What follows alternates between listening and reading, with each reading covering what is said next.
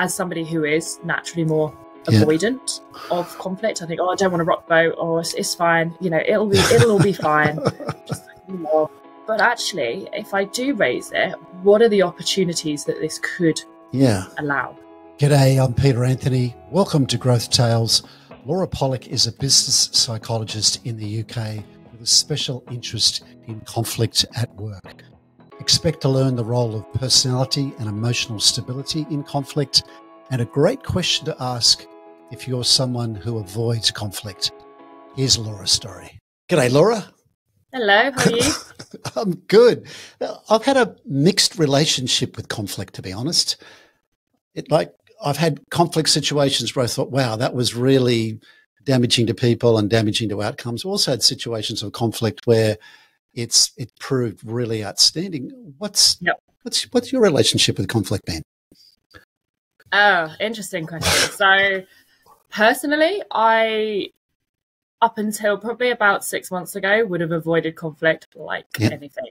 But interestingly, I have I would say a healthier relationship with conflict now through putting myself into situations, stepping up to it, I think is the important thing actually to say that. Stepping up to conflict rather than just trying to avoid it. I think a few of us just go to avoid it because we think it's easier, it's less damaging, but actually in the long run it's not. It's not. No, it's not. And I guess they're the two main ways people approach conflict. You either avoid it completely, which is most people, or walk into it, which is not that many, and like quite enjoy it, like almost embrace that conflict and be a bit more like a bully, if you like. Yeah, I think that's probably the extreme end of it. I think people can also walk, as you say, walk into conflict and face it head on, and it can be positive, definitely can be very, very positive, depending on the frame of mind that we're coming into it as well. So what are we in the right frame of mind when we are going into that situation, or are we being very reactive to being triggered by something, and therefore probably thinking after, could have done that a bit different. Could have done that a bit different. Maybe that wasn't great. Because I was looking at some Pew research recently, and what they found, this is US based, and they found that 87% of people reported they experienced conflict at work that wasn't healthy for them, and that only 6 or 7% of those people reported it to a colleague or to a superior. So it's happening, and I guess it's very situational too, isn't it? Because you think some environments there's more conflict. You walk into it, you can almost feel the conflict in the air. Other environments, it's a lot more passive. Has that been your experience in working with clients? Yeah, I think there's a real array. So it's interesting what you say about that kind of feeling it in the air. We often sense it, and yet we don't address it. We don't talk about it. We don't highlight it. So I think that is really, really important to note in ourselves, because that's the first place we're going to start with this, is recognizing it in ourselves, of how it's making us feel, and then recognizing it in others as well. So I think there's a real mix, of course, like anything. There's organizations who are highlighting this more and more and encouraging, I don't know if that's the right word there, but, in terms of that, what your stat you gave me there, 6% are actually raising it. It's like ridiculously low. So what, we've got another like 70% who are just wandering around having experienced it and not just buried it. It's just baffles me. And you can often feel it. I know you and I both work with like a whole range of different clients, and when you walk into a new client environment, you can almost feel the culture. You can feel the conflict, can't you? And you think this is, in some environments I've been in, it's almost like conflict is accepted. It's okay. It's part of the way we do things around here. It's just how it is. And it's like, is it? Is that really true? It's always been like this, and it's going to keep being like this. And you think, well, the question you ask is, why bother changing it? I mean, what are some of the damaging outcomes of conflict at work as you've seen them? So I'd say some of the main ones is around trust, psychological safety, engagement, feelings of appreciation, often, as we talked about, avoidance, people not stepping up, and therefore they're ending a bit stagnated in some ways. Stagnated. And I guess too, if I'm not speaking up when I feel like there's conflict, or I'm avoiding it, or being passive, or even walking back from it, there could be some great ideas that I have that aren't being expressed, quite apart from the relationship impacts with conflict. You think, well, if I'm in a room and I feel like there's conflict and I'm withdrawing, I'm not stepping up, I'm not speaking up, there could be some great contributions that I could make that I'm not making, and that could be many people over many days, over many years in an organisation. I wonder how many opportunities are missed because we aren't stepping into that uncomfortableness that maybe there is going to be a tension for a short period of time. And opportunities, as you say there, to sort of talk things through further, mitigate risks. How often has decisions probably gone ahead when actually if there'd been a bit more time to talk it through? And I think the word conflict is such an interesting one, because I'm just reflecting there for myself, like hear the word conflict, automatically think, oh, negative. But actually, if we can, reframe it and say something like challenge or debate or those sorts of words, how it changes the connotations for it. Yeah, absolutely. Absolutely. You think, well, because conflict can be a good thing. Definitely. I agree with that more than ever now. Yeah. It can be a good thing. And when I began the conversation saying I've had a mixed relationship with conflict, because when I first started working, I was raised in a Catholic school environment where debating was very strong. We were encouraged to debate from when we were very young, and there were two opposing teams with opposite views, and we learned to debate. And I went to uni, and uni was all about diversity of ideas, debating ideas. And I got to work with that mentality that, hey, this is about a debate. And if I disagree with you, I'm not attacking you personally. I'm just saying, hey, let's hear your view, let's hear my view, and let's see, one of those might win, or maybe a better view might prevail. Yeah. So it can be really useful if it's more about the topic or the issue than about the person. And I think what you've said there around whether it was encouraged from an earlier age is also very important there. Or is it something where actually, no, you want to be nicey the whole time, and actually So when you were speaking, I was thinking, oh, that sounds so different to sort of my experience of it, where we didn't have as much of that, and maybe therefore as an adult, it was more challenging. That's very possible. That's very possible. I mean, one of the great gifts my dad gave me was debating with me from when I was quite young, particularly political things and economic things. He was very left wing in his politics, and he'd encourage me to debate him, like not agree with him, but debate him. And it was a really interesting way to grow up. My mother would get concerned because she thought we were arguing with each other, but we weren't really arguing. We were just having a really healthy debate. We both loved each other. We both treasured each other, but we wanted to debate the issues. And it taught me a lot about issues and debating. But you get that to work, and it can cause huge issues because you're constantly suggesting things, making recommendations, and they don't always land in the right place.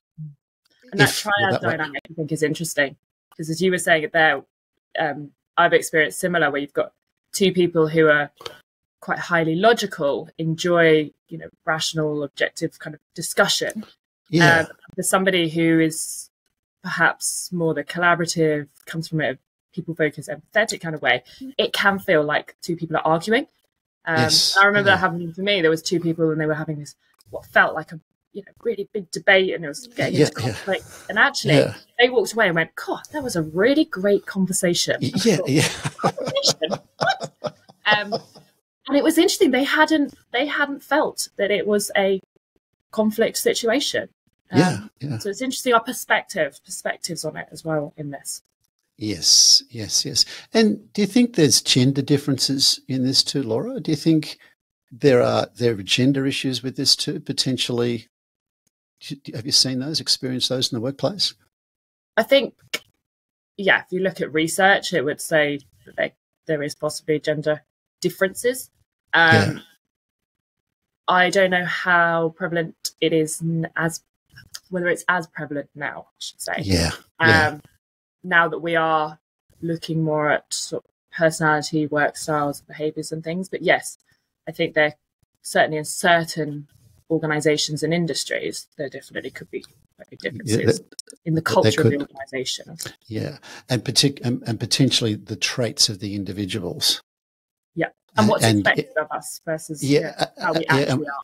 Yeah, and what's expected. You think, well, and if you think about that trait-based perspective or a personality-based perspective into conflict, what do you see like a personality-based approach can teach us about conflict and how to manage it?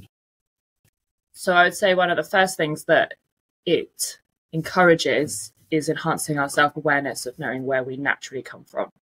And certainly for me and the clients that I work with, that's often, we sort of know it internally, but actually being able to label it and recognize, these are my preferences. This is the way that I see the world. And therefore, if you are having to step into a situation that is different to that it may feel uncomfortable and that's okay. So I think it's recognizing that there is so many different approaches to this, and that how we react or respond may also be very different to somebody else. So sort of tapping into our own self and our awareness of ourselves, I would say, is the real kind of first step. The more we can know about ourselves and how we feel, how we naturally react, how we can respond, and the opportunities that we have to use other behaviours that may be outside of our natural preferences, is going to give us more different ways to deal with situations and to deal with so many different people. Yes. For one person, you're like, brilliant, that works for them. I'll just apply that to everyone. Unfortunately, next person, right, got to redo this. But if you know more about yourself and where you can more easily step into those things, I think it creates a more authentic way to deal with this as well. Yes, it is quite complex, isn't it? Because you think about it from, if you start with yourself and self-understanding and understanding your own traits, like whether we look at like an ocean model of traits, or we look at the Lumina version, if you like, or the Lumina unpacking of ocean, you think, well, if I'm more open to experience, I'm more likely to be more open to different ideas and hearing different ideas than if I'm not. Yeah. So I might think, well, I become more aware of that trait in myself, that I am very open to experience. And if I'm knowing that, if I'm discussing something with someone who's lower in openness to experience, who's more fixed in their thinking, I might have to potentially think about adapting the style I'm using or the way I'm having that conversation with that person. And it may well be that they are open to things, but they just need the information in a different way. So in a more sort of like grounded way, more detail, more evidence before they are just going to agree with something. And I think what you said there, though, but recognizing where you're coming from and where they might be, because of course that's our perception of where they are as well. But recognizing that allows us to take responsibility to adapt how we are approaching, how we're building rapport, how we are trying to land our ideas, how we raise conflict as well. There's so many ways to raise conflict, and some of them will be more effective for people than others. So I guess it starts with learning where I am, like where I'm coming from. And I know that the Lumina approach here, there's at least 3 different aspects to this, or 3 different personas to this. There's how I am underlying, like the real me, if you like, the underlying me, or the underlying Laura. The most natural, the most the most Laura, if you like. That's the underlying version of you, right? Yeah, nice way to put it. The most you. And then you think there's an everyday you who like adapts things and becomes the professional Laura, if you like, or the Laura at work. In the context, social context, And in that work context, and those every day might be quite different socially than they are at work. Socially, it might be more underlying, more than that everyday professional Laura. And then there's going to be the overextended or stressed Laura, who could be quite different again. Right? She is, yeah. Yeah, triggered, when triggered. Interesting, where you say could be quite different again. I reflect for myself here because, see, I've spent a lot of time looking at this and helping clients to do this. But it's interesting how sometimes we revert back to overplays of our natural preferences, and sometimes we will do things that seem so out of character, as it were. So things that are not as natural to us, actually, they may come across in a very overplayed, overused form when we are triggered by something. What do you mean? Like, how does that play out? I'll give you an example for myself. Yeah. To bring this to life. So I am naturally highly reliable. I like to know what I'm doing, when I'm doing it, how I'm going to deliver it, and if I say I'm going to do something for someone, I will do it.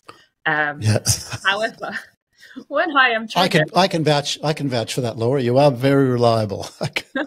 Sometimes to my own detriment, though. That's the other thing I've realised, is that it is you hear the word reliable, you think, oh, that's a brilliant quality to have. Yes, true. But sometimes I can be so overly reliable that I could be hesitant, or I'm so worried about letting other people down that it's to my own detriment.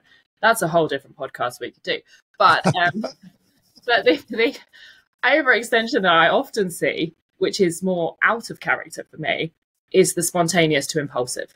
So when I am triggered by something, I often could be seen as more impulsive at times. Of like, right, well, I'm just going to do something because I need to do something. It's kind of, you could probably hear it even in my voice actually now as I talk about overextensions, how it changes. I'm like, I can feel it in my heart rate.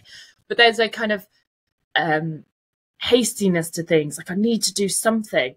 And if we take this to a situation, for instance, where I need to handle challenge or conflict, actually that may not be the best approach for me, because I may go into something without fully thinking it through, without fully reflecting on it.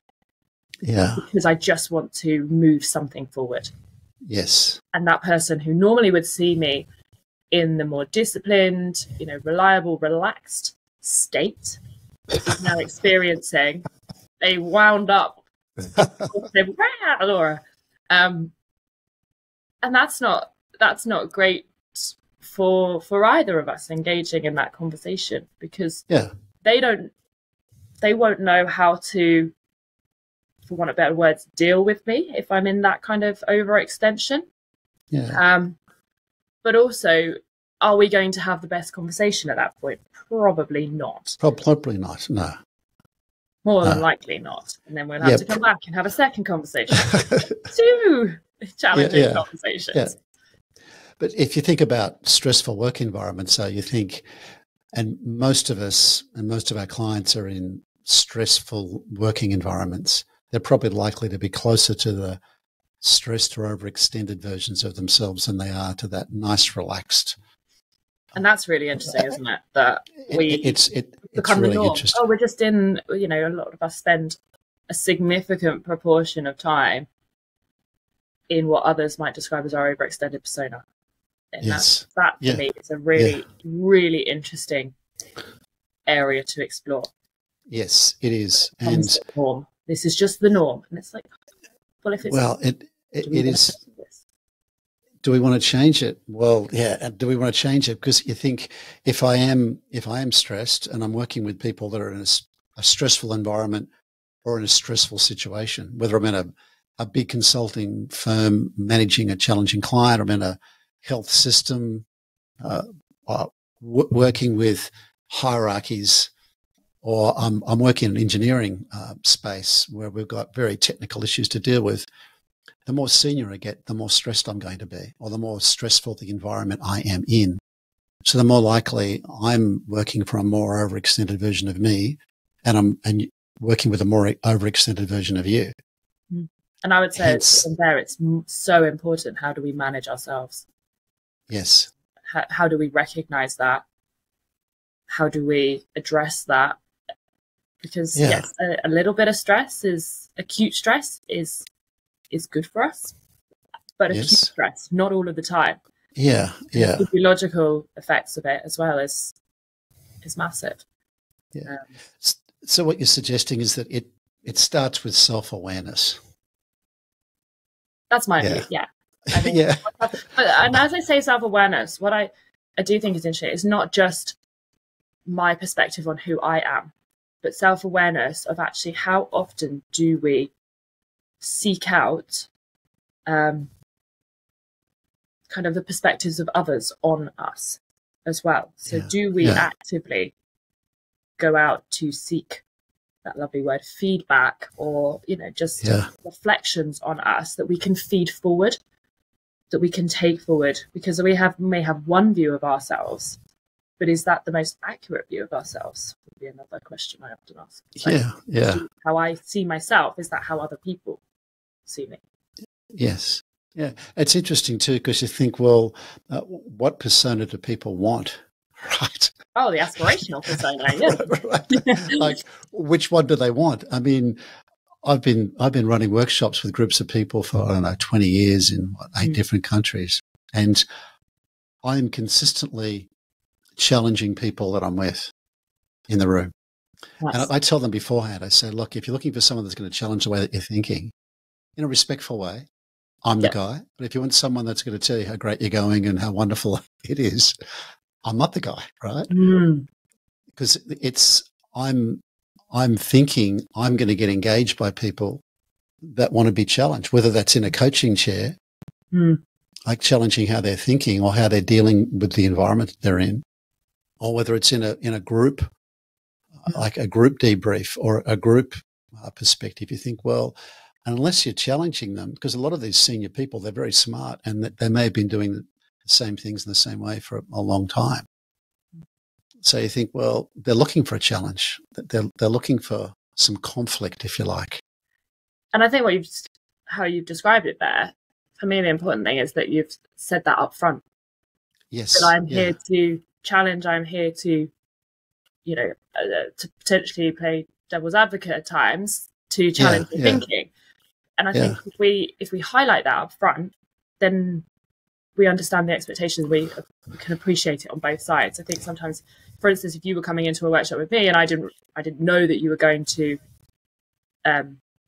take that approach, we could get half an hour into that workshop. You could start like really trying to challenge me. I'd be thinking, get back up a bit. Like, whoa, that wasn't what I was expecting. I thought we were having a really nice team session, but actually saying it up front. And I think that's really important. And some of the situations where I've had to deal with more challenging conversations, I have addressed that more up front and said, this is a topic that is that I find a little bit more challenging, but I think it's really important that we discuss this, and therefore coming into it that way rather than all the niceties and then suddenly bam, we hit them with the thing that they're going to disagree with and it all explodes. So I guess that gets to that collaboration part. You think, okay, I'm self-aware. I'm aware of myself, my traits, and how they play out. I'm aware of if it's one-on-one. I'm aware of your traits, hopefully, so we can adjust to suit each other. But if I'm in a team environment, like a group environment, that team may be constantly changing, and there could be people there that I don't know or I haven't got much experience with. Yeah. So you used a very useful phrase a little while ago, Laura, which is psychologically safe, or creating a psychologically safe where people feel safe to speak up. I feel like I can express my opinions, and I'm not going to be damaged, or my career is not going to be threatened because I'm expressing a view that's not the view of the boss. Yeah, and I think it's a word that's obviously going around a lot at the moment, and when we unpack it, it's kind of like safety for us as humans is so important. Do we feel safe in our environment? And do we feel the psychological safety, as you say there, it's what's the repercussions if I do this? What's the repercussions if I don't? And if the repercussions feel that if I do this, it's going to be more significant, then that could lead people to not not speaking up. Not speak up. And not raising speaking up in a team session, but actually it can be speaking up one-to-one. It can be whatever way they need to speak up. Doesn't have to if we cycle back to those that like the personality model, we think of like extroversion, introversion. You think, well, extroverts are much more comfortable, actually get energy by speaking up in groups. They like it. It makes them feel good, right? Whereas the more introverted are less likely, and they're probably more likely to speak up more one-on-one. So create that psychologically safe environment is also recognizing there's people with different personalities in the room. Definitely. They respond in different ways. Yeah. And I think, often we say, oh, well, we just need to give space to the more introverted people so they can speak. Is that actually the best approach? Probably not. You've still put them on the spot in that, in that meeting. Yeah. But actually we can, for instance, send stuff out in advance, allow people to reflect on it, speak to us one-to-one beforehand. That could be the ways that they can speak up without the extroverted approach of, oh, I'm going to give you space. Now it's your turn to talk. It's like, that's a very extroverted approach to that. Yes. How often do we check in and see how that person actually does want to share and express? I think it's a two-way responsibility too. I know extroversion, introversion well because I was born an introvert, and I'd learned how to be an extrovert. I was a very introverted. So you now have the paradox. I was a very introverted kid who just wanted to be in my room and read books, right? And my mum came from a huge family, a huge Irish Catholic family, and they always had uncles and all their kids coming over on the weekends. And she'd encourage me to come out and talk to them. I said, oh, Mum, I don't want to come out and talk. It's too many people. I felt really free. Even though I knew them, they were my relatives, they were my cousins, it still freaked me out. And she taught me to come out. And she said, look, just come out. And she said, here's a trick. She said, just ask your Uncle Harry a question. Just ask him. And just ask questions. And I learned by asking questions and listening to people's answers. People thought I was more extroverted, but in fact, I wasn't more extroverted. I was just asking questions and listening to answers. So I was like a bit of a fake extrovert. And then when I was running workshops, I started running workshops, which I magically found I was really good at. All I was really doing was asking people questions and listening to the answers, or anticipating the questions they might have and answering them. And engaging them in the answer. And people say, oh, wow, you run workshops. You must be so, I'm not extroverted at all. I find it exhausting. I spend the day with a group of people. I come home and I'm spent. I can hardly speak. Yep. Yeah. Because we've given our energy there. So you put all of your energy there. It needs to be more I need to recharge. I need to just recharge the battery by being alone for a while. Yeah. Yeah, and that's it. It's finding how we recharge. I was chuckling actually to myself just then because I was thinking you said about asking questions, and now you host a podcast. So that is another way to do it. That's why I love it so much, because I just ask questions and listen to the answers. I mean, that's my mum's secret sauce. Ask questions and listen to the answers. It also works in relationships too. I found my relationship with my wife is so much better when I take my mum's advice. Just ask the questions and listen to the answers, right? the listening bit, like really listening, and don't make recommendations, don't make suggestions, just listen, right? Because how often are we? Yeah, we are listening, but we're not actually listening. We're just waiting for our next turn to talk. You're hearing what she's saying and waiting until you can tell her what you think. Well, that's not the important bit, right? And that's really important, I think, to bring back to when we are having more challenging conversations as well, is are we on the defense and we're actually just wanting to get our next viewpoint in or re-hammer the point home, or actually are we listening to truly understand that person's perspective and where they come from? I think that's true. And I know you do a lot of coaching with your clients. I do a stack of coaching with mine. This is the one-on-one pieces. And what I find is, what do I really care about? Do I care about being right, or do I, and maybe I do care about being right. I like being right. I'm not knocking being right. It's a good thing. It's a natural human response. If you're like, oh, I want to be wrong all the time, I want to be right. Weird. I want to be making the right choices and thinking the right ways. but I'm also really interested in relationship, in establishing and building relationships. And I'm also interested in finding out if there's a better way. Like maybe if I'm working with you, maybe Laura's got a better idea, or maybe you and I together can create something better than either of us could separately. So they're more important than me being right. Yeah, it is. It's what are we doing this for, the greater good? And often, people, when they do come up into a conflict situation, they're striving for the same thing, but they may have slightly different objectives, or there's a lot more going on than often meets the eye, in terms of, and I think the reason that it shifted for me was actually somebody saying to me, if you don't raise it, you're doing a disservice to that person, because you're not giving the opportunity to express this and then to move it forward. And one of the other things I always remember is it's not about the person, it can be about the behavior or the situation. And that for me really helped, as somebody who is naturally more avoidant of conflict. I think, I don't want to rock the boat, or it's fine, it'll all be fine. Just but actually, if I do raise it, what are the opportunities that this could allow?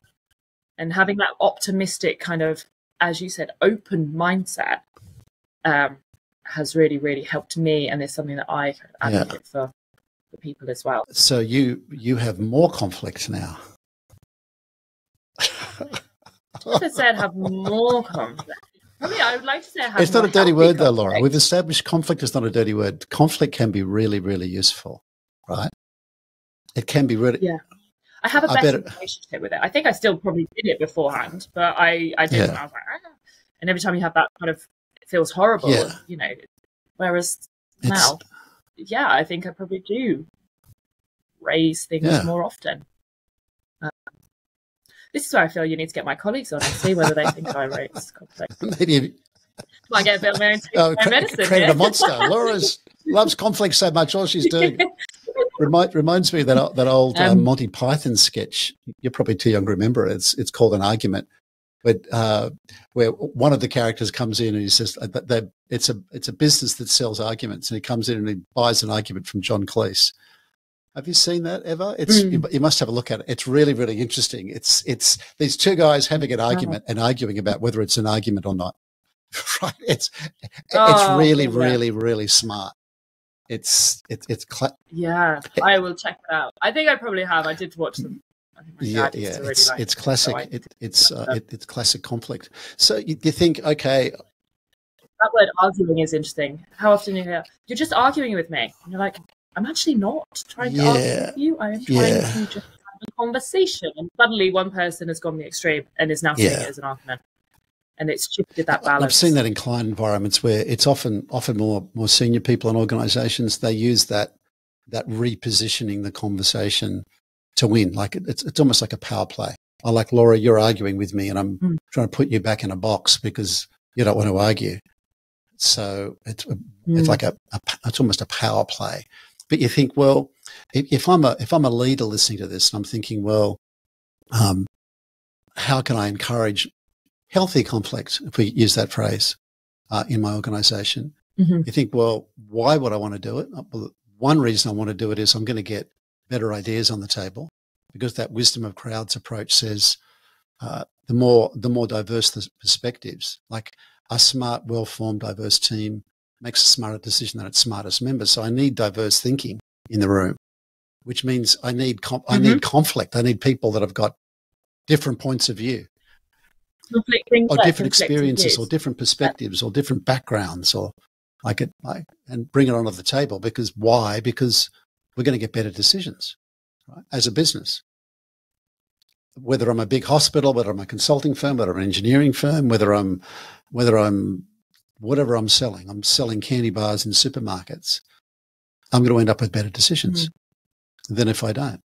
And I think as the leader, it's important to role model this as well, and to create, as it goes back, doesn't it? How do we create that feeling of a safe environment that this is appreciated, and it's it doesn't need to become the norm. So I'm not saying like, oh, let's all, let's have conflict with everyone. I nearly slipped into the word argue there as well. Did you hear? I nearly went, oh, we're going to argue with everyone. No, but actually, how do we create an environment that allows for those opportunities to raise different views constructively, and then also times to come back together and move things forward and really collaborate on things as well. I don't have all the answers here, but I do think it's certainly something that, as a leader, the more awareness we can have of that is so significant for everyone around us. And using some of the tools that I know Lumina provide is going to help us. It's going to help us enormously there, isn't it? Yeah, it's so powerful for two people who just see like, oh, why are they just trying to irritate me all the time? And you're like, they're not. They actually just see this in a completely different way. And you stand them opposite each other. We use a big map to do this. And they go, that's how you see the world? It's like, that's how you see the world?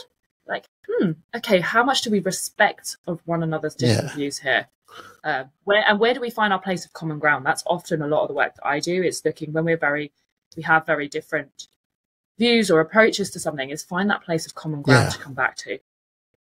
That's going to be the glue, really, that kind of allows this relationship. And I guess if you go up high enough in a hierarchy, we're going to find something in common, aren't we? Like if I'm working in a big health network, we've both got in common the well-being of patients and come under our care. Yeah. You might have a different view than me. You might be a surgeon. I might be a head of nursing, right? We might see it differently, but ultimately the goal's the same. Yeah. Yeah. So we can ultimately kind of work towards that common goal.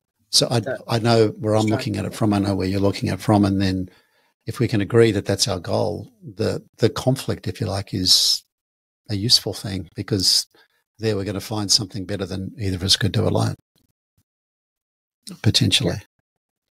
Yeah. And I think it's goes back to what we were saying earlier, but like how we address it, of coming from that place of it's positive intention. Yeah, a positive intent. Intention.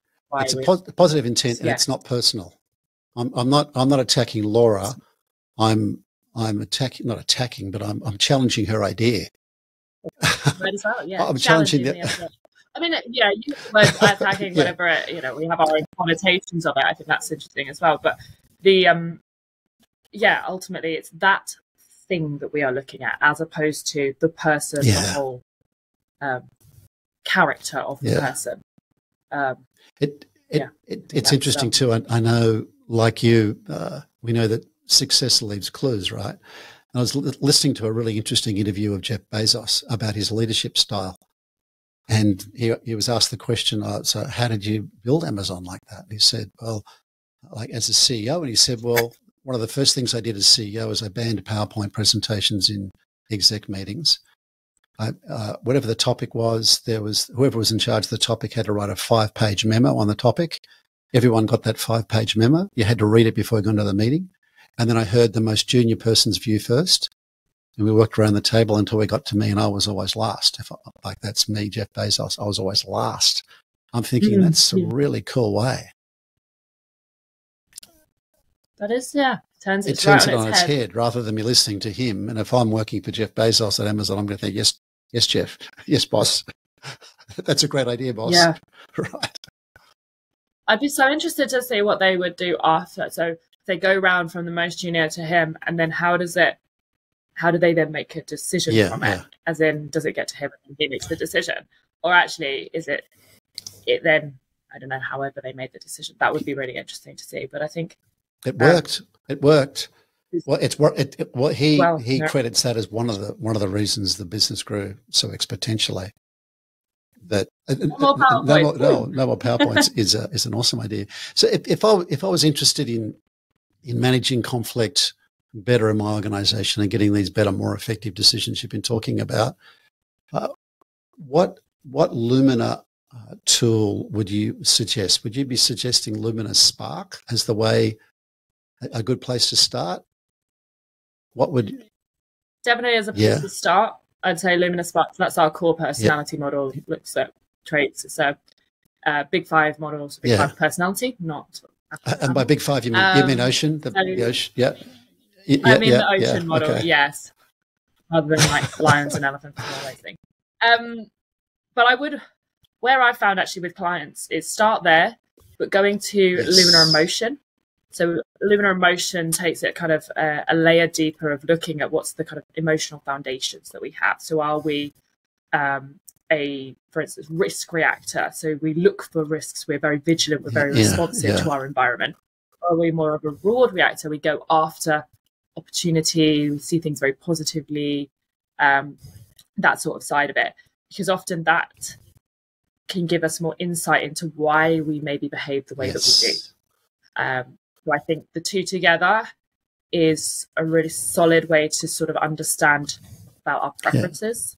And then I would probably, I mean, if I was going to do the whole lot, I'd go for Lumina if you're a leader, to get feedback from people. But again, that's an interesting one, isn't it? Because like there's got to be a safety element to people being, particularly when they are giving feedback upwards, that they can feel safe enough that they can give their true comments and it's not going to have a... Have you seen examples of dishonest leader feedback? Yeah, I mean, I've seen it where it's watered down, definitely. Where everything's in the centre of the mandala, like nothing's too extreme. You think no one's in the centre. All in the centre. Or they're just, like, you know, you don't see the specifics in the detail of the feedback. And often, you know, if I'm working with an organisation and they say, oh, well, is it all anonymised? And I'm like, yes, we can anonymise it, but that's an interesting question that you're asking me that straight away, because why are we feeling that, you know, we need that absolute safety that nobody's going to know who I am? Yeah, you might get more honest feedback. It would be concerning. However, you might get more honest feedback if it was anonymous, right? I would prefer anonymous feedback rather than names. Yeah, we often encourage the anonymous feedback, but it's got to be that whatever you write here, one of the things I find most useful actually is when we use that tool is actually looking at the key themes that are coming out for an individual. So it's less about the specifics of what each person wrote, but actually is there an aggregation there that it's got a message? Yeah, that's the thing. That's got the most weighting to it, and that's the thing that we then want to explore further. So we're thinking, and how receptive they are. And we're thinking of if we think of that ocean, we're thinking Spark's going to give us what? The openness to experience, the conscientiousness, the extroversion, introversion, the agreeableness, and then Lumina Emotion is going to give us emotional stability, which used to be called neuroticism, and I didn't really ever like that word. Like, you're neurotic. It sounds like such a loaded. It's such a loaded term. Rather than being neurotic, loaded, it's it's your level of emotional stability. Yeah. Yeah, and where we, as I say, like whether we are somebody who is more active, responsive, or actually we have a more kind of openness to that. And the thing with Lumina is that we measure everything independently. So you can be both. We're not trying to put you into one or the other, because I think that's really important. You look at my Lumina Emotion, there's a lot of in the risk reactors. But I also do have some of those reward reactors as well. I like it. And what I find, I mean, I mentioned earlier about me being like a introvert, extrovert. It's to me, the traits are very situational. I can be very extroverted in a situation and very introverted in other situations.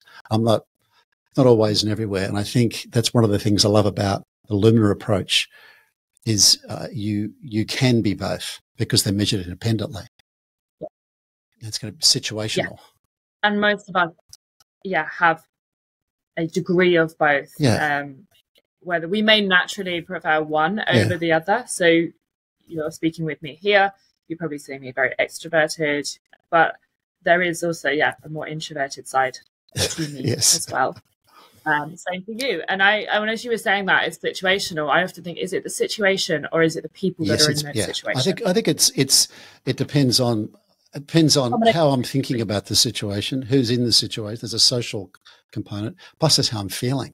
Like if I'm feeling really tired or stressed or anxious, or overextended, it could be quite different. I might not be as social. For example, if I'm very stressed and tired, I could just be wanting to get this outcome right. I'm not looking for a big, warm, fuzzy experience. I just want us to get this outcome so we can move on to something else. Yeah. So it's very situational, which is one of the things I love about the Lumina approach. They're measured independently and they're highly contextual, if you like. And I like the idea of doing spark emotion to give us a full ocean, if you like, which I love because I'm an ocean swimmer. I swim every morning in the ocean. So I like the whole ocean, not just part of the ocean, right? Not just part of the all of the ocean. I dive in the whole of the ocean. So I get the whole ocean with those pieces. And if I'm a leader.